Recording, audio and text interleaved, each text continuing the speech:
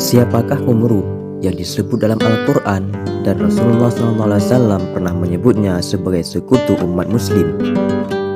Menurut pandangan Islam, ada satu bangsa yang akan menjadi koalisi atau sekutu umat Islam pada perang di akhir zaman, yaitu kaum Rum.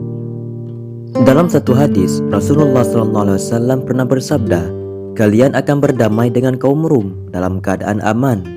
Kemudian kalian dan mereka akan memerangi satu musuh, dan kalian akan mendapatkan kemenangan serta harta rampasan perang dengan selamat." Lalu siapa sebenarnya kaum Rum yang disebutkan oleh Rasulullah SAW tersebut? Syekh Imran Hussein mengatakan, Nabi Muhammad SAW telah mengatakan bahwa kamu akan bersekutu dengan Rum. Namun Rum dalam Al-Quran tidak sulit untuk diidentifikasi menurut Syekh Imran Hussein. Itu adalah gereja Kristen Ortodok Timur yang mendirikan kekaisaran Bizantium dengan Konstantinopel sebagai ibu kota.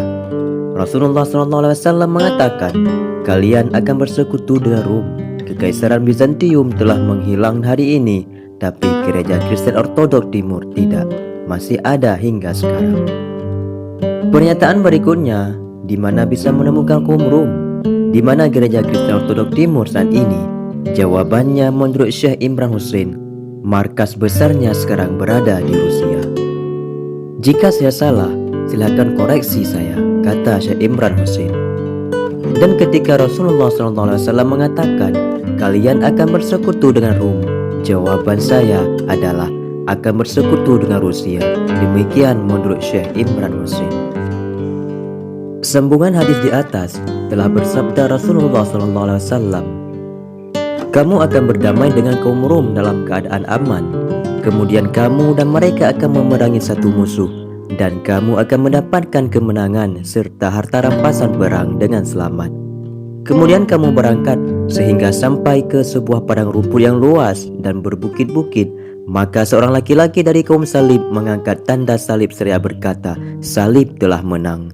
Maka marahlah seorang laki-laki dari kaum muslimin kepadanya. Lalu ia mendorongnya dan jatuh meninggal. Pada waktu itu, orang-orang Rum berkhianat dan mereka berkumpul untuk memerangi kamu di bawah 80 bendera, di mana tiap-tiap bendera terdapat 12.000 tentara. Dari hadis di atas, setelah berdamai, akan ada konflik antara kaum muslimin melawan Rum kemudian. 80 bendera dan tiap-tiap bendera 12.000 tentara.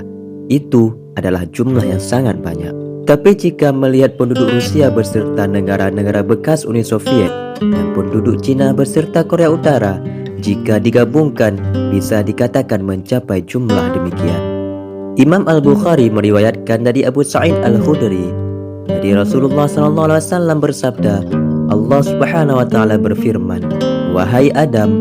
Adam menjawab, aku penuhi panggilanmu dengan sukacita dan kebaikan berada di tanganmu. Allah Subhanahu wa Ta'ala berfirman, keluarkan rombongan neraka.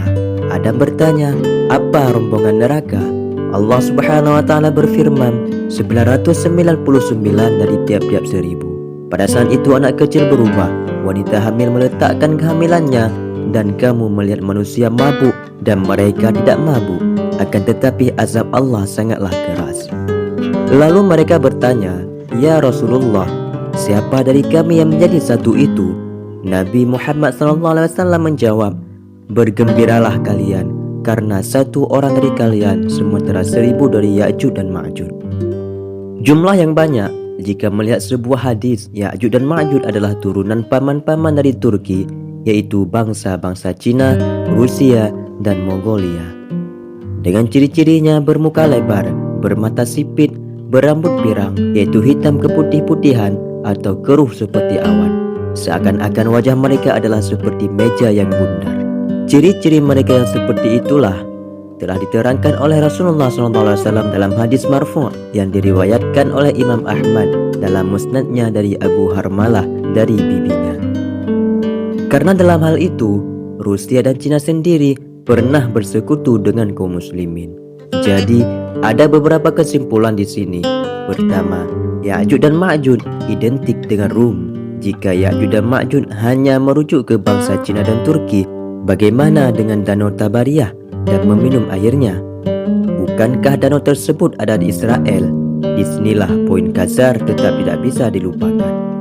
Bangsa Khazar bukan hanya menyatu menjadi Yahudi Eropa dan Yahudi Israel sekarang, akan tetapi juga Turki, yaitu paman-paman dari Turkis adalah Rusia, Cina, dan Mongol.